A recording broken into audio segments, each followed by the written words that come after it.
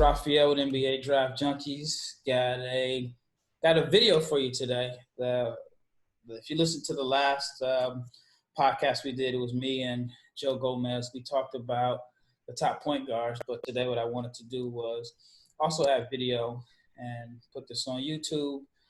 And also this will be on our NBA Draft Junkies podcast, which is on iTunes and Spotify and pretty much everywhere that you can listen to your podcast. So I'd like to thank everybody that tuned in and listened, and thank everybody for the comments. So Joe, how's everything been going for you? Good, man. Good. Just trying to stay attached to the game as much as possible here during all this stuff, but looking forward to getting closer to see what's going on this week with the NBA and the guys that are opting out, and kind of seeing where that goes and what that does to the rosters and to the bubble. But yeah, just trying to stay in the game, man. Yeah, this is a big week for the NBA. I'm also curious to see how many players decide if they're not going to play. I mean, if you're a guy like Devin Booker, it really doesn't make much sense for you to play. And even, honestly, even like Jason Tatum. I mean, it makes sense for you to play team-wise, but as far as like financially, you're taking a risk going from not playing to all of a sudden trying to ramp up the playoff intensity in a matter of a few weeks when you got potentially $180 million contract on the line, depending on what happens with the CBA if the owners decide to back out of that. But that's a whole different subject, something that we can get on a later show. So today we're going to cover, like I mentioned, our top 10 shooting guards. What I like about this is that we haven't rehearsed this. We haven't talked about our list. And so I'm going to hear his list for the first time, hear mine for the first time.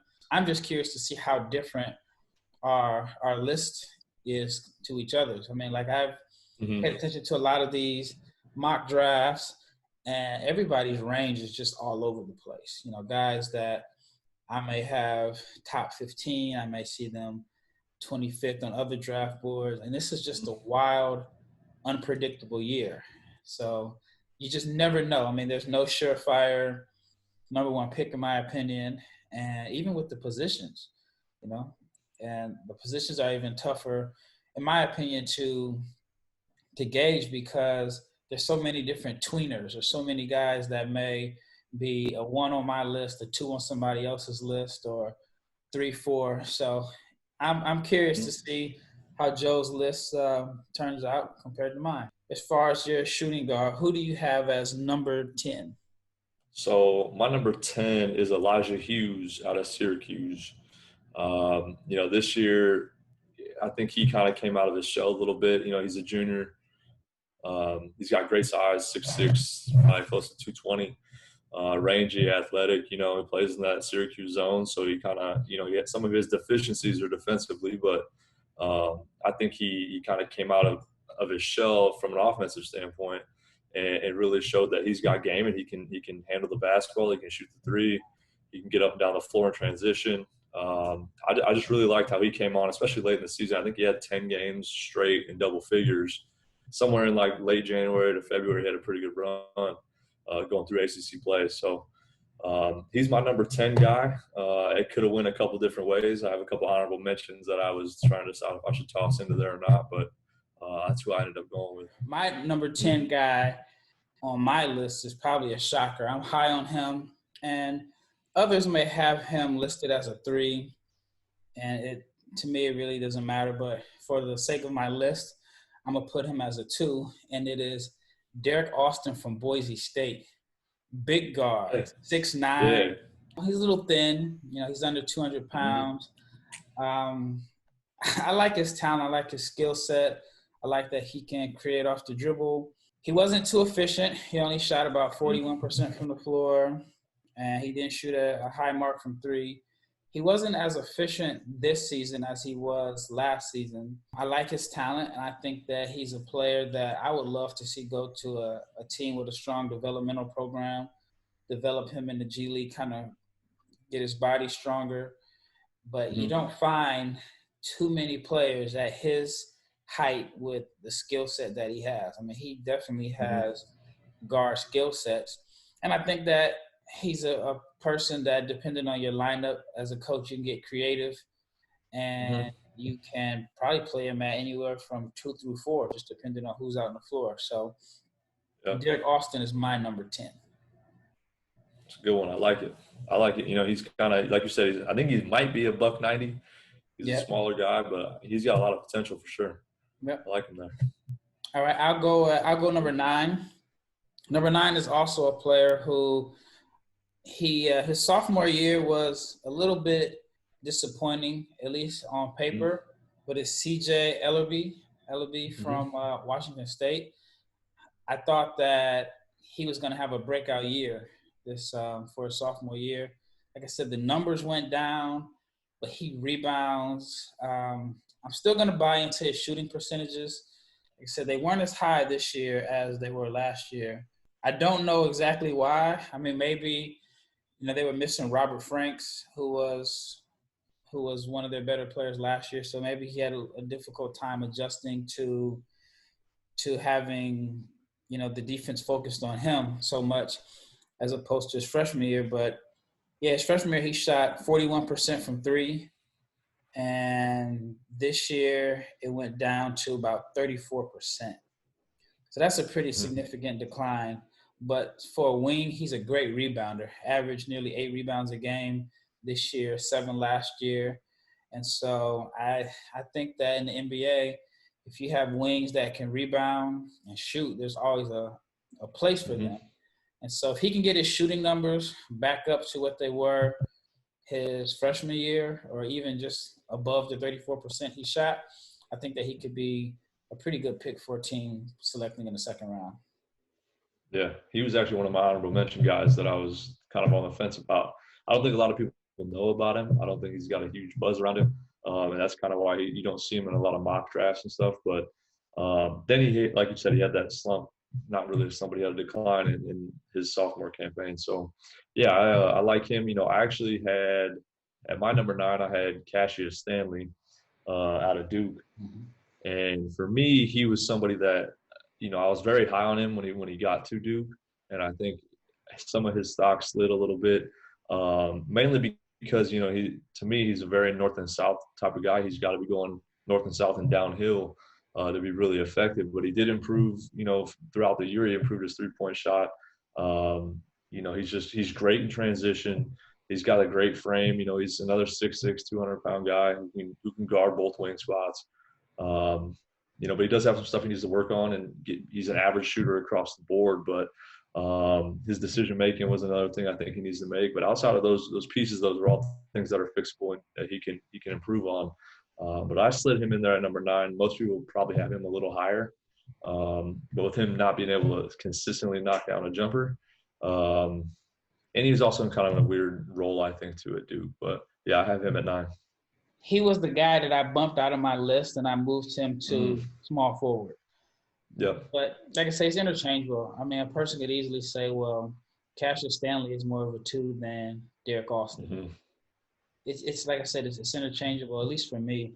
But yeah, I have him on my small forward list. But I thought that he shot the ball better than I expected.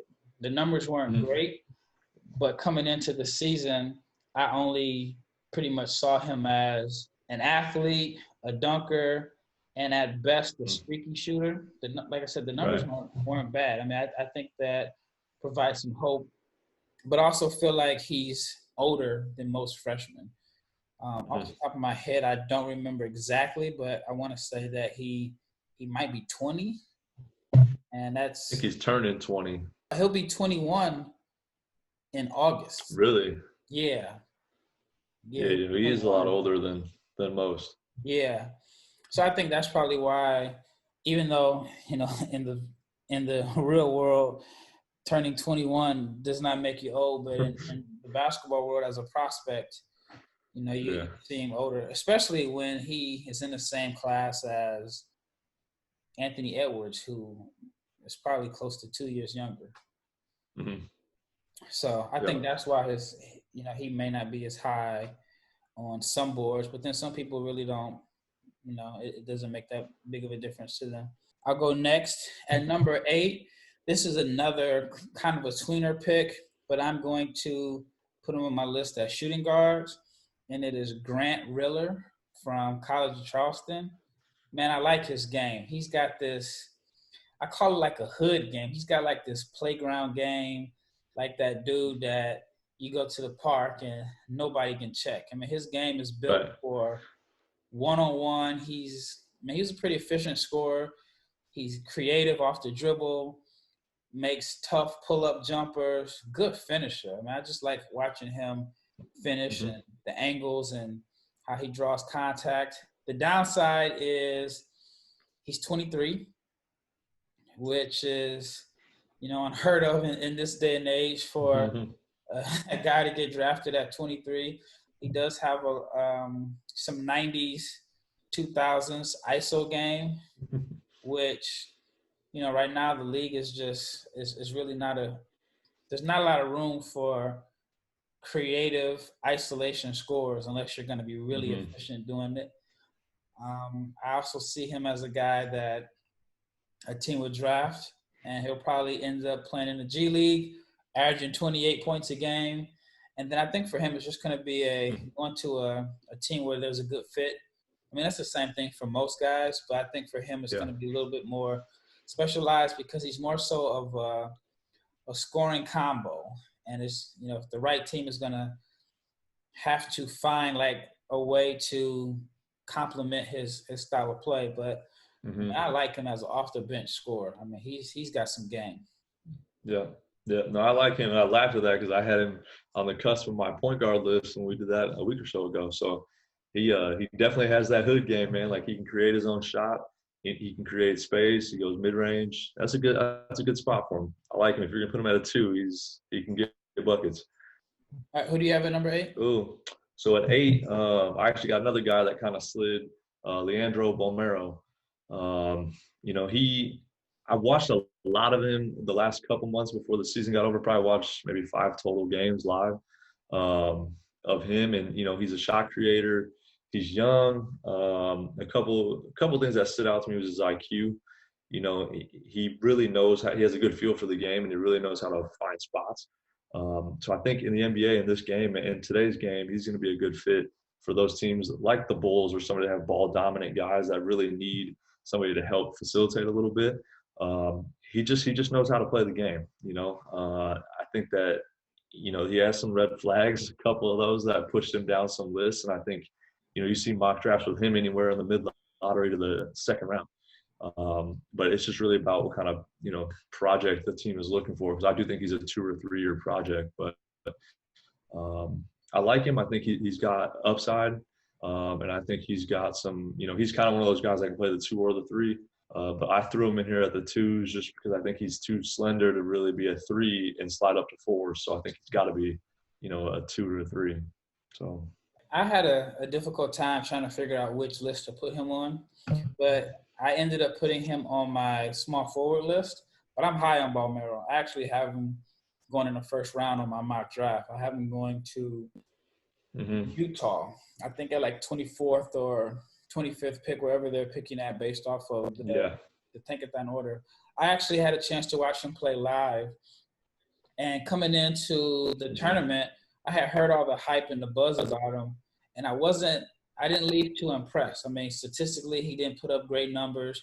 He didn't dominate, but for whatever reasons, he played better in the ACB and against grown men than he played against his age group. But I like him as a passer. I mean, he has this flair that a lot of the Argentinian guards have, where for us it may seem like a flashy pass, but I just think they really work on that. These underhand scoop passes, one-hand passes off the dribble. And I just like wing ball handlers that can run pick and rolls from the wing, and that's what he does. So I could actually see him playing 2, 3, then maybe even in some lineups, depending on how creative a coach is, maybe even becoming the primary ball handler in spells. So I'm high on Balmero. He just didn't make my list as a shooting guard. All right. For me at number 7, I have a player that you mentioned earlier, Elijah Hughes. I like Mm-hmm. him as a scorer. I think he's more of a scorer, a bucket getter than a 3 and D guy. I think that Mm-hmm. he should be able to develop into a more consistent 3-point shooter. I think that if this were another draft year, maybe 10 years earlier, then I think he would be a higher. I think he'd be regarded higher. He'd probably be a lock for first round, even mid first round to late lottery, just based off of Mm-hmm. how he plays. Just the game has gone away from the big wing scores. Now like when you want your Mm-hmm. wing, you're looking for a guy that's a playmaker or either a guy that's a 3 and D guy as opposed to a one-on-one isolation scorer, and that's what he does. Mm-hmm. And then he's a bucket. Yeah. He can definitely fill it up. Yeah, I like him at 7. I had Desmond Bane out of TCU at 7. He's somebody that I've kind of seen slide around some draft boards. He's got the right frame for a two guard. He's 6'15" or 6'5", 215. But I think he's a shooter. Shot over 40% from three. He doesn't settle. He's not one of those guys who's a shooter who doesn't want contact. I mean, he gets downhill and he gets to the bucket. I think that he's got a lot of opportunity in the league because of the way the game is played. And at TCU, they played a little different style where he was able to get some space. But in the NBA, he's going to have a lot more space, I think, to work. And from a body standpoint, he's 22. I think he was about to be 22. So he's older, which again is kind of like Grant Riller, where it's not necessarily heard of to take a first rounder like this. I think he's a late first round guy that can sneak in there. He probably gets hurt by not having the draft workouts because he is a really good shooter off the dribble, catch and shoot. But I think that he's got some opportunities that if he can get with the right fit and really be a contributor off the bench early in his career for him, but he'll be in his mid-20s by then. But yeah, that's where I had him. I had Bane at 7. That's a good choice. I actually have him a little bit higher. I think Mm-hmm. because he has a defined role, like what you're going to get out of him. I feel Mm-hmm. like quite a few of the guys that we have on our list that are lower right now is we don't know about their defined role. Like we mentioned with Grant Right. Riller or um, Elijah Hughes, where we know that if Bane goes to a team like the Lakers, and that's why I have him going in my first round mock, we know his role: space the floor, knock down open jumpers, and I mean the numbers are there. He's been a consistent 40% shooter from three. I want to say 3 out of the 4 years he was in college, and it might have been over 40% total for his career. So what he's going to do, his Mm-hmm. role, and then he does have the size to be able to defend multiple positions, and he's a pretty decent passer too. I think his passing is a little Mm-hmm. bit underrated. For me on my list, I have Isaiah Joe, and Isaiah Joe is kind of like C.J. Ellaby, where he had a strong Mm-hmm. freshman year where he knocked down threes at a high percentage, and then this year without, in C.J.'s case it was without Robert Franks, and in Isaiah's case, he didn't have Gafford there to kind of like Mm-hmm. create space for him, and then also I just feel like teams were focused on him because his Mm-hmm. freshman year he caught a lot of people by surprise. But I like him. His numbers went down. He shot 41% from three as a freshman. It went down to 34 this year. I mean, they have him listed at 180, so it's kind of tough to play at 180 in the NBA at 6'5". But what I like about Isaiah is that he can shoot on the move. Like he's a guy that you can run pin downs for. And I think in some cases being skinny may help him on the offensive end because you got to chase him around screens, and then he has Mm-hmm. quick trigger. And I think that once his feet are set, he's a dead eye shooter. So I'm buying into his shooting based off of what he did Mm-hmm. as a freshman as opposed to this year. He's active hands. He likes to play the passing lanes.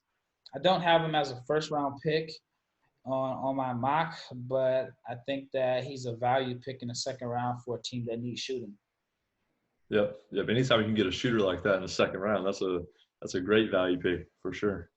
Actually, on that one, so I had Josh Green in this spot. Another 6'6", kind of prototypical, more of a 3-and-D guy. He's got a real long wingspan. I think it's close to 7 foot, but he's just really active, and that's really where he earned, I think, this draft stock that he's got based on the fact that he's active. He's high energy. He can defend 1 through 4 probably. Being at 6'6". I think from a defensive standpoint, he's got some work that he can still learn and do. But he's a dog. He's in passing lanes. He's kind of a ball hawk. In transition, he's really good, and he competes. So I like that about him. I think offensively, he can stand and shoot. I think he shot around 35% or so from 3. But for me, it's more about his ideal fit. He's young, he's got a lot of upside, but he's a 6'6", and he's a true 3-and-D guy, in my opinion. So that's kind of why I had his stock where it is, based on his fit and his frame. Yeah, he's another guy that I end up putting on my list as a small forward. I like his athleticism, and I think he plays tough. I think his shooting obviously needs to improve, but I don't think it's a broken shot. And but yeah, I'm pretty high on Josh Green, but again, this just shows the difference of our list because of guys' position. Maybe, like I say, years ago, you kind of knew, like, this guy's a 1, this guy's a 2, this guy's a 3, this guy's a 4. But the way the NBA is playing positionless, guys can rotate all over the place. So, well, man, I would like to thank you again for coming on. I guess everybody that's watching, thank you for tuning in. Check us out, NBA Draft Junkies. We're on Spotify, we're on iTunes. If you're listening on iTunes or Spotify, then check out our YouTube channel. Once again, thanks everybody for tuning in. Until next time.